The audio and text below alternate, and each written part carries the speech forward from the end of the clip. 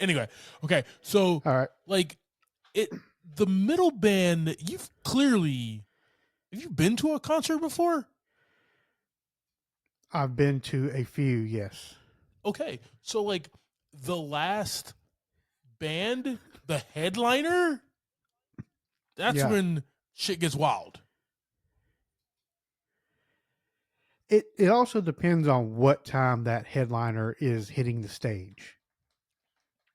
Charlotte has an outdoor music curfew of 11 o'clock. So Well, we're playing indoors, so no telling when that, no telling what time that can be.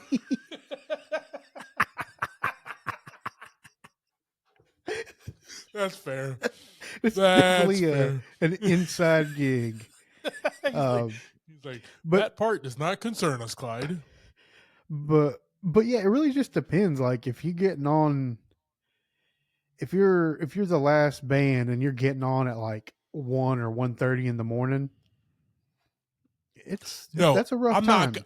No, if you're getting on at that time, But I'm not going to be there. if you can get on, on a night like that around 11, 10:30, 11, that's about prime time. That's what I'm talking about. But that's usually like the middle band though. All right. Well, you'll. But either way, whatever. either way, We're gonna rock out with our shirts on. I don't know how to really say. I mean, you could be. That's exactly what we're gonna do. I mean, you could be shirtless. We're all gonna I'm not gonna be shirtless. It is a family place for the most part. So, and everybody's gonna be eating pizza and stuff. So let's just don't want keep grown men with the shirt. Don't want grown men with their shirts off with pepperonis flying everywhere. You just don't want that. It's a weird combination. Exactly. Agreed. Let's let's not do that. But all right, man. Cool, man. Still looking forward to everybody coming out though. Yeah. I'm gonna bring a whole group of people. Yeah, let's this will come out Thursday, so everybody come out Friday night to Amici's and check out 50 Flies and hang out with us. We're gonna be there. Yes. Hit the website. What's that website again? Let's go. 50flies.com. 50flies.com. JV, drop that music line. Sir. Drop that news line.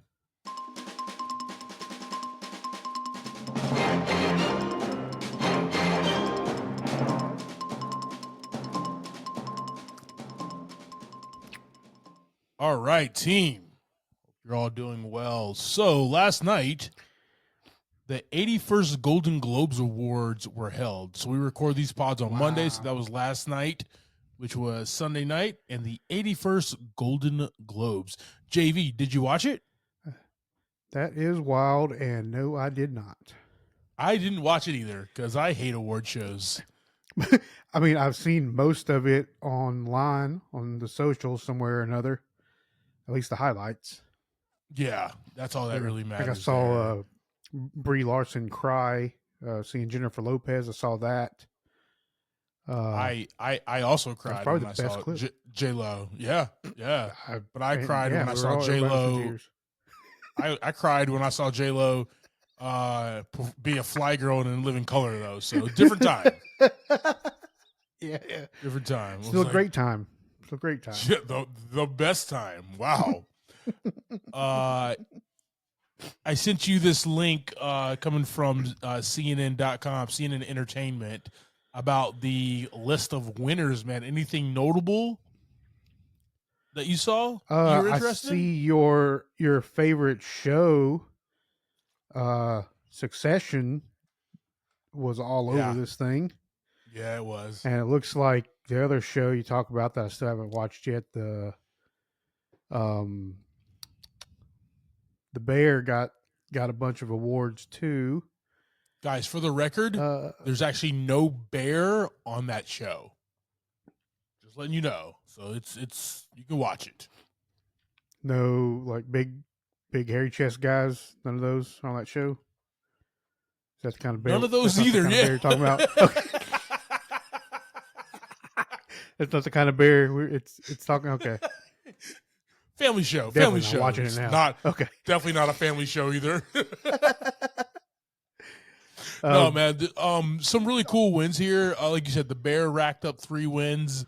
Succession wrapped up 3. Beef racked up 3 wins. Did you see that? I have not. Have you watched that yet?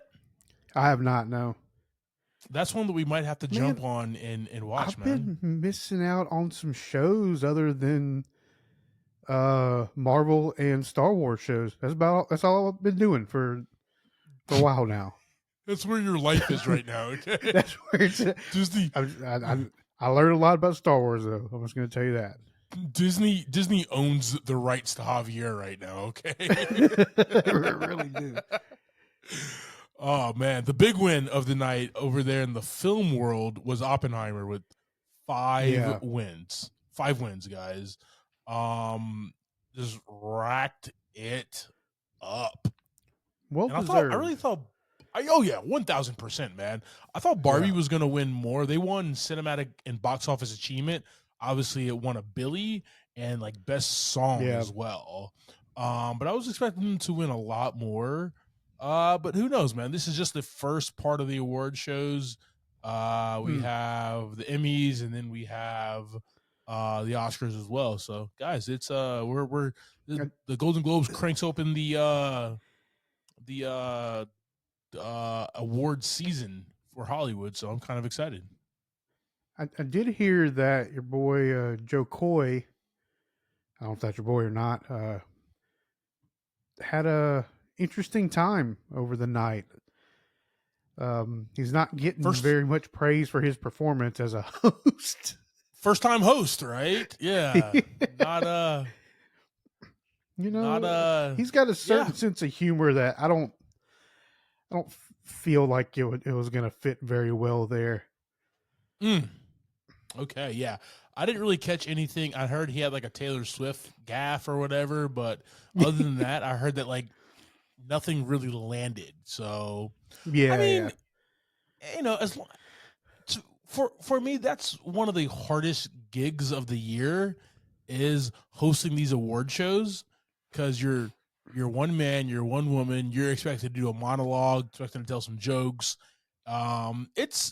It's harder than you think. And if you're like a seasoned professional, like a Chris Rock, like a Tina Fey, like a Jimmy Kimmel, it's easy for you, right? That's very natural. Yeah. Just because you're a stand-up comedian doesn't mean that you are going to be good at this. Or good at the improv side of the comedy as well. I mean, I've never seen him once like do any kind of improv or any kind of show like that where it wasn't like a skit. With when you got like Chris Rock and those guys, that's what they were brought up on, you know, is just classic, just making it up as they go. So yeah, well, he made it through it. So that's good. All I'm saying is like, hey, Emmys, hey, Oscars, if you want a good pair of hosts, I'll let your boys right here. Okay, Clyde Smith, Javier Villalobos. We're natties. We come with our own material. We do our own number of song and dance and everything. We don't even need NPH. We will do it ourselves. Yeah.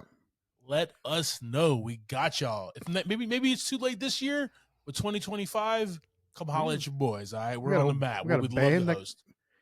Got a band that can play. Guys, we have a band. In-house band. We don't need an orchestra, guys. Okay. Yeah. We'll just start playing like amazing rock music when somebody goes way too long on their Oscar speech. We got you, bro. Yeah.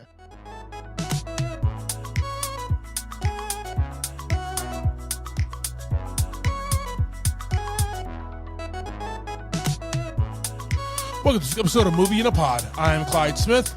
And I'm Javier Villalobos. On this week's episode, we are discussing the shows for Imaginary, Civil War, and our movie of the week, Night Swim. For some reason, we're just staying in the water, Javi.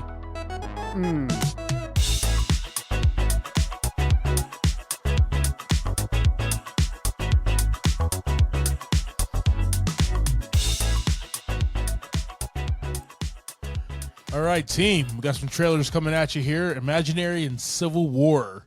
Guys, I don't know if you know, but we have a link tree in the show notes in the description.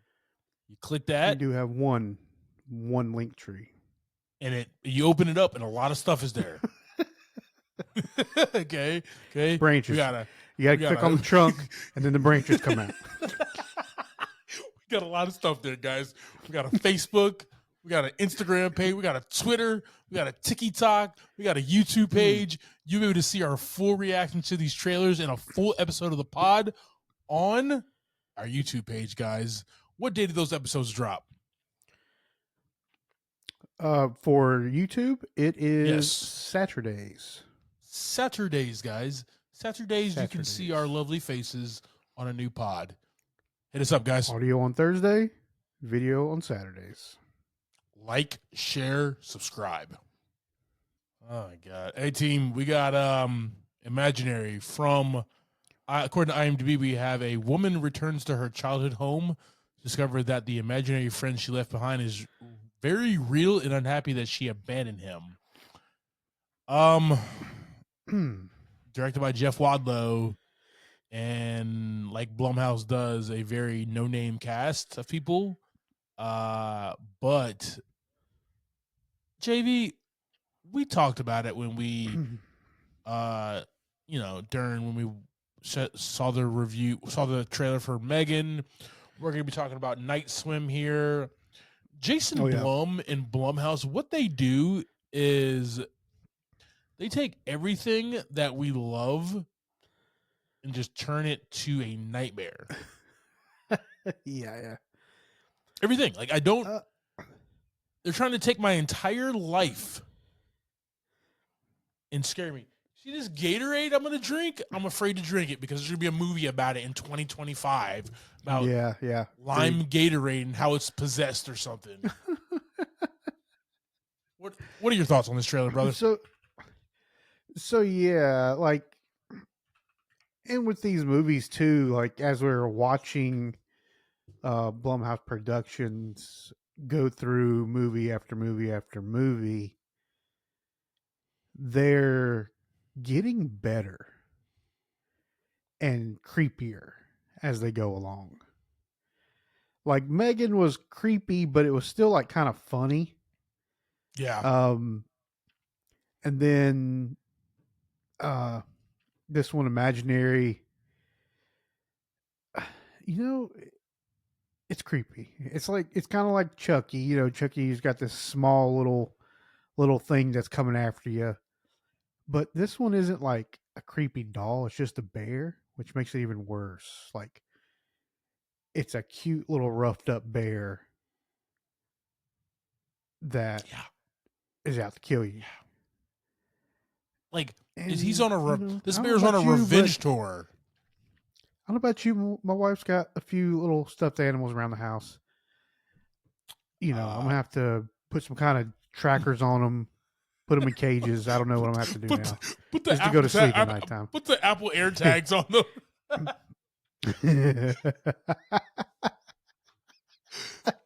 I know where you a-holes are at all times. Yeah, every time they come like near my bedroom or close to my door, they're just going to go off. Yep. Oh, gotta get the shotgun out. Team, we got Imaginary. It's a movie about a pissed off bear. So we'll throw this on our socials and let us know your thoughts. I am now afraid of teddy bears. Cool. All right, team. We have Civil War. According to IMDb, when Captain America and Tony Stark don't see eye to eye, there's a big wrong. You clicked on the wrong IMDb. wrong one. When the Sokovia Accords go awry, what's great is on the audio. Nobody's gonna know what we just watched. Nothing at all. Nothing at all, guys. These guys are just now catching up on the Civil War trailer. from from 8 years ago. Yeah. Oh man. Oh man, that movie. Okay, guys, this is Civil War. It's come from, according to IMDb, in the near future, a team of journalists travel across the United States during a rapidly escalating civil war that has engulfed the entire nation.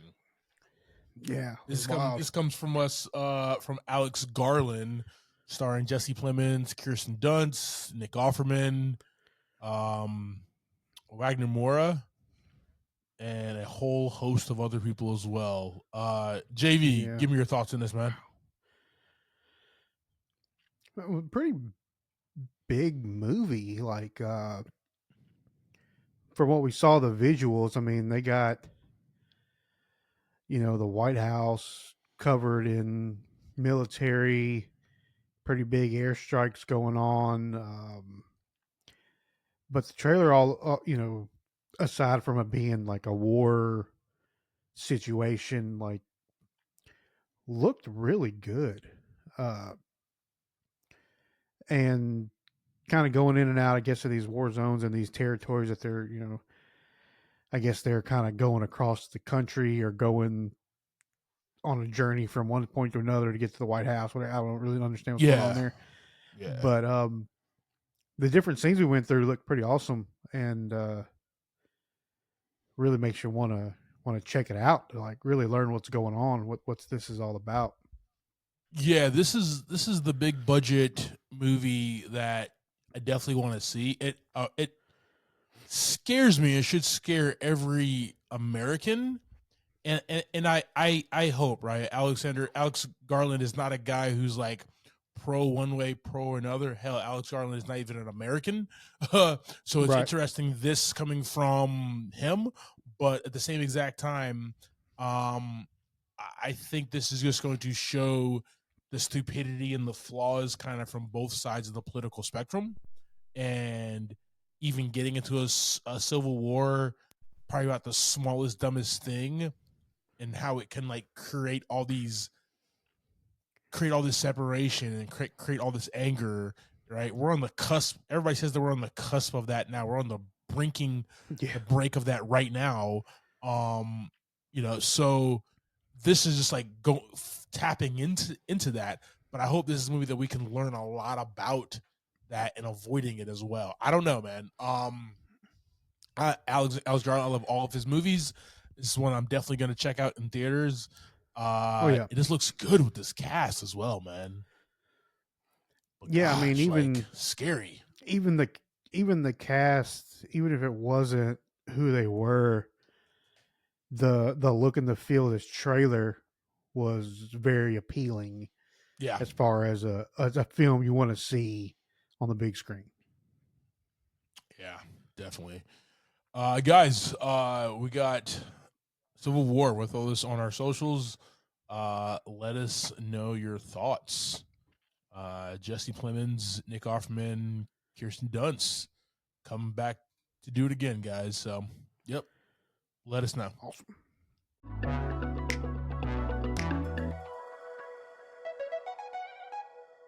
All right, team, we're going to jump into this week's movie. We have Night Swim. This movie, Night Swim, guys, pretty recent. Just dropped this past Friday.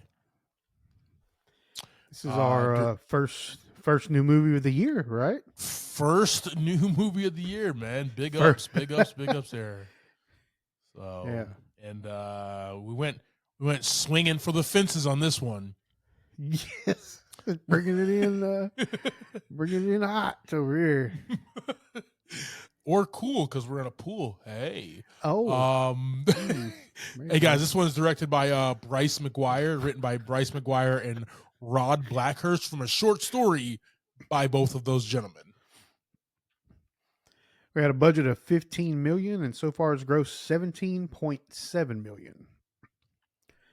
Starting this, we have Wyatt Russell as Ray Waller, Carrie Condon as Eve Waller, Emily Hefferly as Izzy Waller, Gavin Warren as Elliot Waller, Jody Long as Kay, Eddie Martinez as Coach, Elijah Roberts as Ronan. I don't know how to pronounce this one. Ranuma Pithanki as Dr. Sridhar.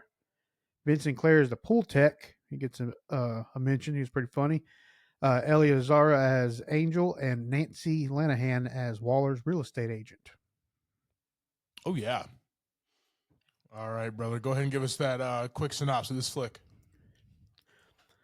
A family moves into a vacant home that seems to be everything they're looking for. And after a few weeks and some swims in their pool, they start to notice some strange things happening. And they also discover some frightening information about previous owners. All right, man. So let's go ahead and jump right into this one here. First off, we got Wyatt Russell as Ray Waller. He is a dad. He is a ex baseball, big league baseball player.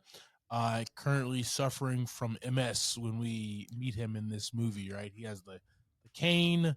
He's a dad. Just trying to get by. Right. I like that this is a Yeah. family that is not like rich over the top. Oh yeah, we can move anywhere. We got a pool. There's a reason why they have to move to where they're going, and you Yeah. know, just as a point of making a feature length film, I think that was very important to understand. To make the Wallers, him and the rest of the Wallers like a regular American family just trying to get by. I did appreciate that. Yeah. But he's a guy who loves his kids, wants his kids to be very in the athletics, whatever. Loves his wife. Feels bad, right? He kind of toes the line in between, like, man, like baseball's my world. It's my way that I feed my kids. I love them. I Yeah. want to do that so I can be successful and be that guy for them. But at the same exact time, he knows with the MS that he needs to slow down and be more of the family guy. And his wife is like, yo, man, I got this. I got this Yeah. job at the Yeah. school. Let me go ahead and do my thing and assist. But in the back, we're guys. We want to provide. We want to be there for our families and everything. So in the back of his head, he's still just like, yeah, I still want to play baseball because that's how I make my money Yeah. there. So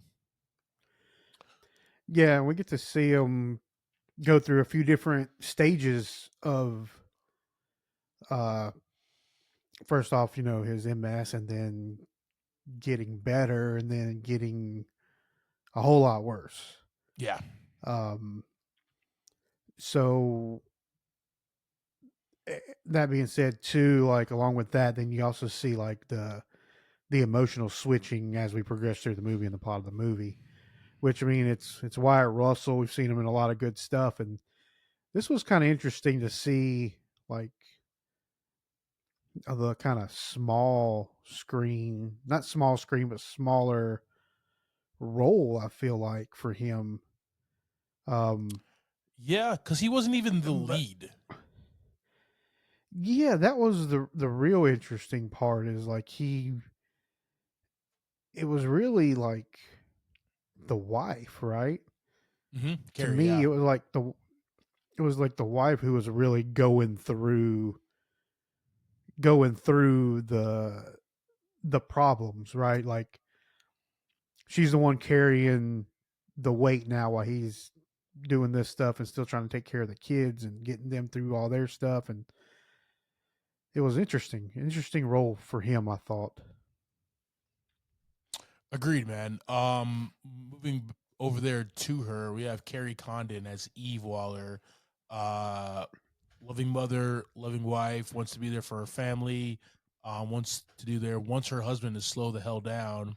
So, Yeah, he's on this planet longer to see his kids grow up there, right? She knows who she married. She married a big league baseball guy. He wants to get back yeah, to that. She's the one who needs to assist with, like, I know you want to get back to that, baby, but like we need you here. Your focus should be here with us. Um, yeah, so I definitely did appreciate her as a character. Where they move, right, and we have the kids, and we'll talk about the kids in a second. But where they move is to a place where there is a community, and they find this pool, right. They found this house with a pool, and the pool had a murder in it. We kind of get that in the beginning of the movie, or a murder or a disappearance or whatever. It's never really told exactly what happens in the beginning, but Yeah. what we see is this family moves there. They fix the pool, they clean the pool, and they have a good old time. But there's some creepy things that happen, and I don't. Yeah.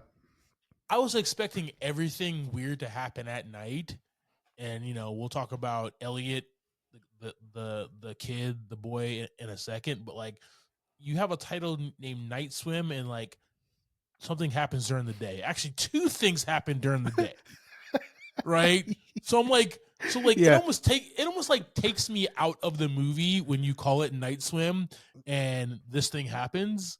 Yeah. But let's go ahead and jump this. We have Amelia Horriful as Izzy Waller, and then we got Gavin Warren as Elliot Waller. The two kids, one's in middle school maybe, and the other one's a high schooler. She's going out for the Yeah. swim team. Clearly, she's going out for the swim team because it's called night swim. And then Gavin, he's trying to be on the baseball team in his middle school. Izzy, she actually catches the eye of one of the varsity swim guys, so they kind of hit it off. Gavin's just wants to be loved by his dad and wants to be as good of an athlete of his dad, and he don't really see it. So like these little motives and everything, right? And these little character additions, fleshing these characters out, I thought they were just like for the hell of it, but like they actually had meaning. And I was actually impressed by that in the story, that it was just like, okay, they're not just throwing this in here just to throw this out here and we'll never see it again. They actually like are breadcrumbs for later on in the movie with it. But the one scene I'm talking about is, what's up? I'm sorry. Oh, is that that's the one thing that was, for me was good for the movie, was those little breadcrumbs, and then you didn't you had to walk the whole path to the end of the movie to understand like the beginning of the movie. Yeah. Like just when he is in the water on accident for the first time. All that didn't make any sense as to what that was a big deal about until the very end of the movie. Yeah. Which I was like, all right, well. And it's all about that payoff. Works, so, yeah. Basically the pool is haunted. The pool is almost a character itself. Yeah. The pool is haunted, and you don't really know why. You just see it do weird things, and weird things happen, right? Amelia is in the pool at night. Her boyfriend comes over while her parents are out to eat or whatever, and she basically is in the sunken place, right? I guess that's what I call it. I don't know what else to really call it. The sunken place from Get Out, where she's in the pool, but she's like in this other weird supernatural realm of the pool, and was very weird. Like, I thought that was actually a really cool scene, just the look and feel of it, but like the explanation, right? I was looking for more of an explanation of like how that's even possible, and even though it happened and we got through it and we got to the next scene, like we still at the end of the movie, that's kind of where I was just like, okay, I kind of want to see like what the hell is more down there, like exploring more of that world a little bit, but we didn't really get that. Like I say, even the whole movie didn't really explain why that was a thing. Yeah. It was just what it is. And then we got Gavin Waller, Gavin Warren as Elliot Waller, excuse me, and he has a situation during the day where he's swimming for quarters, and he thinks like his dad or his sister's helping him. Yeah, day swim. It's the sequel. It's the prequel. You know what I mean?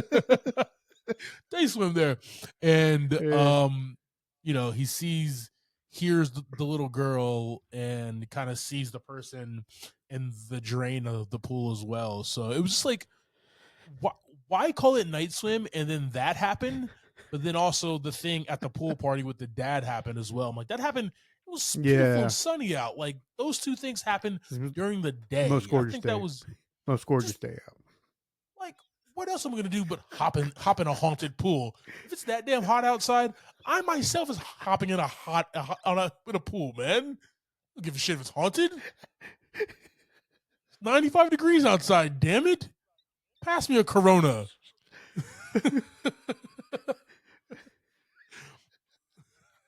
Hot as hell out here, man.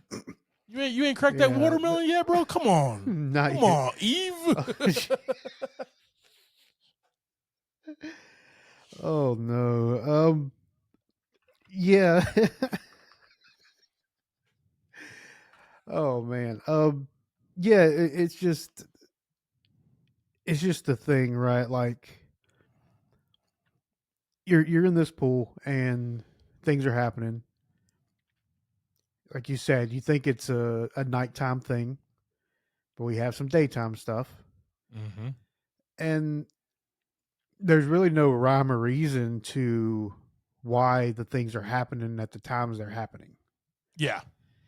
Like if it was all at nighttime, okay, the pool's haunted at nighttime. Not getting it at That's night. the only time. That's the only time it's haunted. So if you're out in the day, you're chilling, cool. But it's like, so it can happen whenever, whatever. Okay, cool. Yeah. Something Okay. weird and haunted and supernatural can happen whenever the hell it wants to. Cool Yeah. storytelling, guys. Because if it was up to me, I'd still live there with the pool and be like, all right, guys, it's daylight savings time. We got about 10 more minutes. When the sun's over those trees back there, when it starts tucking back behind those trees, no more pool time. Hey, sun's getting low, big guy. Yeah. Exactly. Oh, exactly. Man. So that was just like really weird itself. And then, you know, you see the different, you never really get a good look at anybody, but except for like the little girl who kind of died or drowned in the beginning of the movie, but you really don't get a good look at any of the other entities while they're ghouls and swimming monsters and stuff like that. So I don't know. There was one part where a creepy monster like pulls up. oh, you talking about like the bald one with the weird eyes? Yeah. But like you still didn't get like a full like. I was like, okay, can we get a shot, like a full, like a good steady shot of him? Still it happened way too quick. Oh, he was disgusting. Yes. Yeah, it looked like gross, yeah. It looked like a black ooze Slimer from Ghostbusters. Is what he kind of reminded me of. I mean, didn't really get much of like there, so.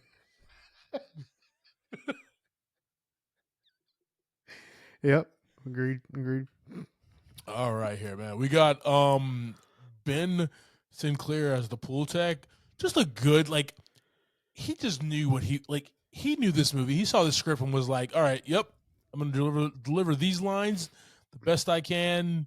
I'm gonna be hilarious. I'm gonna be stupid. This is literally like 10 minutes worth of work for me. I'm about to get paid, guys. Yeah. All he had to do was slip on the diving board. It was great. Yeah, like my favorite character in this. Him, was like he gets a mention. He definitely does. He definitely needs a mensch, man, because everybody else is like. And I think him and the her Izzy Waller's the boyfriend that kind of pops in a couple times. Oh yeah, those two were the funny people in the movie. Agreed. Agreed. Like when your boy was trying to leave and he grabs his stuff, right? And she's like, you got to go back out the over the fence or something. And then you see him sneak back behind her real quick, right? Like he comes back across the screen, and then he gets over to the gate. And he's like, oh no, it's locked. Yeah. That was fantastic. It made me laugh so good. It was like one of those extra moments that should get an award. You know, and then like you could also talk about like tone as well of movies. like you want to set the tone for this, and then you have the pool guy, the pool tech guy, right? He's like Yeah. making you laugh, and it's levity. You have the boyfriend, and it's just like, okay, he's running away, kisses her, cute romantic moment, and then he's like locked in there. You know what I mean? More levity, but you're always Yeah. trying to like come back to the scary, the supernatural, Yeah. right? So even like the tone of the movie was kind of all over the place because it's a movie where it's hard to take serious to begin with, but then when you kind of have us uh captivated by a scene or something that has happened, you almost take Hmm. us right out of that moment with these bits of levity. The other person who Yeah. did that throughout the movie is the effing real estate agent, dog. I have never met a real estate agent. I actually enjoyed her character as well, but I've never like Yeah, this she's real funny. estate agent was just like in her first meeting. She was like, "Oh, I'm just working in the admin," and she's like, "Well, it's never too late to go over your dreams." And there's just it was just like, what does A that real even quiet mean, second. lady? It was just a really weird moment. And then just the big reveal while she's cutting the watermelon about like what happened Yeah. and explaining, and she's like, "Well, I didn't want to say anything to you. Your whole job is to tell her stuff before she buys the house." She, in her defense, she did say she didn't know about it until after they had already signed all the papers. I'm gonna be defense lawyer for her this one round. This one round. Uh, but like she's just like Lawyered. she was just like the town real estate agent. Like she's there, like coming to the pool Yeah. party, and it's like, all right, cool. But as soon as she Um, gets a little bit of that rum jello in her, she starts spilling the beans, man. mm-hmm. Yep, that's only for the adults. That's not a kid's cake. Right? She starts spilling the beans, man, about this. Yeah, Well, yeah. kid died back in the 90s. It's like you could have told me. All right. Okay. Well, You just at my damn pool party and all these damn yeah. kids in here and you ain't gonna tell me that shit? Well, you have a family like with Ray, Eve, Izzy, and Elliot that the whole movie they don't get to like really be fun or funny. Like they Yeah. have a few scenes like the opening scene where they're like all when they're first in the pool, right? And they're having a good time. After that, that's it. True. It's mess and tragedy from that point on to the end of the movie. So, like, even while they're having this pool party, Carrie's like watching out, or excuse me, Eve is watching out the window and is like nervous about the whole thing. Yeah. So Yep. you gotta have a real estate agent to come and be the comedic relief, I guess. It's And cool. she definitely was as drunk as she was Yeah. off her own damn rum jello. So, well, all right, man. So this was a, like we said, this is a Blumhouse film. Also, it's Yeah. Atomic Monster film. So it's James Wan and Jason Blum who co-produced with their studios. This is a smaller scale movie, Yeah. and with that, uh, the look and feel is definitely one like suburban small town. Yeah. And we spend a lot of time at the house because if we spent any more time anywhere else, it'd be like this was night swim. Why the hell are we spending so much time on the freaking baseball field, or why are we at the kids Yeah. Yeah. pool? Why are we at the kids pool? Why are we watching her tryouts and stuff like that, and crazy stuff is happening, right? So I do like that they Mm-hmm. kept it small and they kept it very intimate to the home in the pool in that backyard. I, Agreed. I did appreciate that because some people can take a concept. Some movie makers take a concept and they try to expand on it as much as possible to make it a full length movie, and we're places where we don't need to be, right?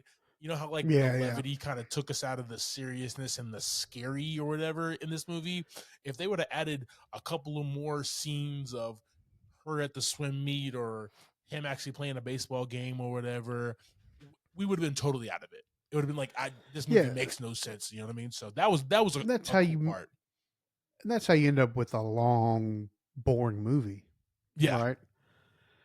Stick to the concept, which is the haunted pool. Mm-hmm. I definitely They did a good appreciated job. that there. And then the music, man, I liked it in the moments where it wasn't memorable, but I did like it in the moments where it was not even there. That's how not overwhelming Mark Corbin's musical score was for this. Is just like the best part of these movies is when it was just straight silence, and that's where all this prototypical supposed to be scary moments were. That's what I Yeah. would have enjoyed more. You know what I mean? His score Gotcha. not memorable at all. So yeah, like he also did like 2021's the Black Phone, and like that was a score that like you understood, you felt it matched the tone of that movie. Right. And like I loved the score along with that movie. This one is it just didn't hit on any cylinders, and I actually liked it when it was just like the water, when you heard the water splashing or moving Yeah, in the yeah. pool and stuff like that. Like that was the scary thing. So Cool. all right, man. A theme. What you got? Just keep swimming, just keep swimming, just keep swimming. No. This movie, man, it's more like, once again, you have to get to a certain part to understand why this pool is attacking them and Yeah. being all supernatural and stuff like that. But it's about your want out of life, right? The lead character, Wyatt Russell's Ray, his want, the thing that he wants more than anything is he feels most powerful when he has a baseball bat in his hand and he's cracking it, over, Yeah. out of the ballpark, right, into the stands and stuff. That's where he feels most powerful, and he would love to get back to that. And this is something that us as guys, we don't ever want to feel weak. We don't want to feel weak in front of our wives. We don't want to feel weak in front of our Yeah. friends, our family, and stuff like that. We want to be the most strongest, powerful us as possible. And so when you're not, that's you wish for more. And maybe he didn't know, like this movie, he didn't know what he was doing. Like he didn't like sign up for let me be, it just kind of just naturally happened through the course of the movie and the events that happened, of how he got taken over by this entity in the pool or whatever. And we didn't know that either. We didn't know that either until the very end of the movie. Yeah, until the man is in the pool with his eyes in the back of his head. We're like, oh, something's happening to you, Wyatt. You should probably get that checked out, bro. You know what I mean? Like, go see the doctor, definitely. Yeah. Yeah, go see Dr. Phil or something, bro. ASAP. Dr. Phil. But I think the theme of this, man, is honorary doctor. Gotcha. Dr. Doolittle, maybe? Somebody. There you go. But no, maybe like I'll find a cat, maybe. Sorry.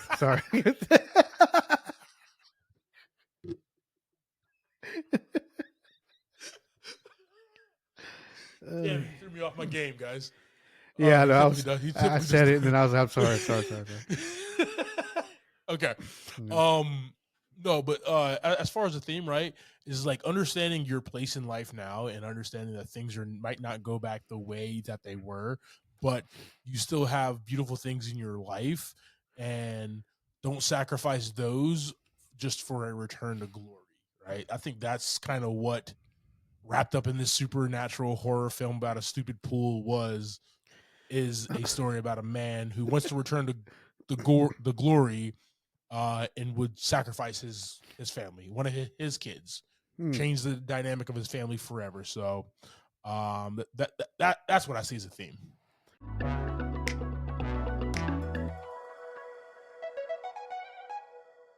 All right, JV, that's our conversation about 2024's off to a good start, man.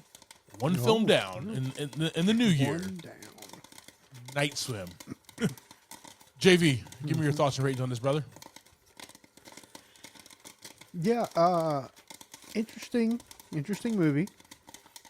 It didn't really turn out as bad as I thought it was going to. Be honest with you. Yeah.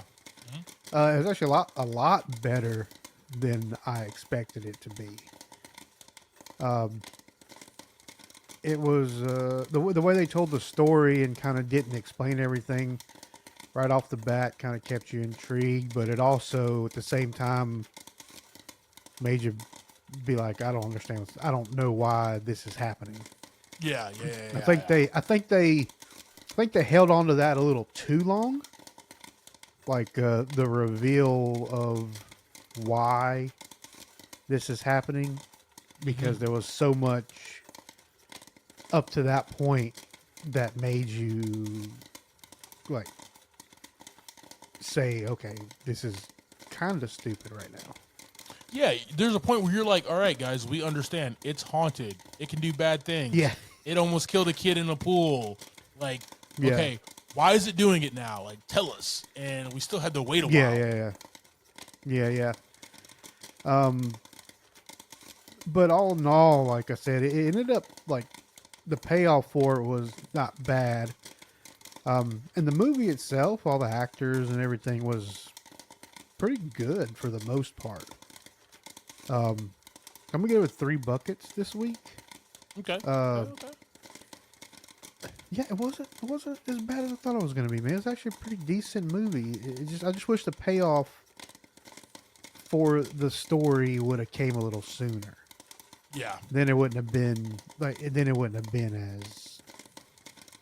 as weird feeling as it was, like trying to understand why this was all happening when it was happening. Or why it was happening. Gotcha. What about you? Yeah. Wyatt Russell and Carrie Condon. I almost called her Carrie Russell. That's totally different. They bring really good performances to this film. Yep. You understand, how and why they navigate through this film and their motivations and their actions and everything. Right? You even understand the tidbits in there where it's just like, yeah, I've been diving before I could walk, right? Eve's character said at one point at the pool party, and then we see her dive after her kid in the deep zone or wherever the hell that is, that was still unexplained. I thought that was like a good, like, okay, we got a little bit of tidbit, we got a little something here, and the payoff is here. I appreciated that. I agree with you with like the payoff of the what the hell is finally going on with this pool? Like, what is it, right? We're not watching a Hercule Poirot, Kenneth Branagh movie. I don't need to wait till the last 15 minutes to understand, right? Like, let's get to it now, guys. Like, we kept on drawing it out, and then when we were like in the middle of understanding, it was just like it was a word vomit. It was this is exactly what it is, and I feel like the better movies are like Oppenheimer, where we learn by like visually seeing things unfold. And they do it in Inception. They do it in a couple other. Christopher Nolan's really good at that, right? But there's other movies where like this one, where the person word vomits exactly what this thing is or what this entity is, and it's just like, yeah, that wasn't even enjoyable to learn about it. So when we finally get there, I'm like, yes, finally, awesome. Okay, that was a crappy cop-out way of explaining it to us. You could have done it way better. Yeah. Well, it's like a super slow thing, right? Like it's all these little events people almost dying. Yeah. And it goes all the way to that point you said, and then all of a sudden the action and the climax of the movie happens right then. That's it. Yeah. Now that we know, now it's time for all the bad things to happen. You know, why did this, at that point you start thinking, why is this thing not just do what it needed to do the first time they got in the pool? That's why this movie gets 2 buckets of popcorn for me, sir. I love the performances, but the execution of this film, the weight and everything, it was just like not fun of a movie. And I'm not even like a big horror supernatural type of like movie fan. But when I go to see a movie, there still needs to hit these type of things, like, you know, these lines, these measures in a movie, and this one failed on a lot of different levels. Yeah. But I do like Wyatt Russell, man. He's actually a really good actor.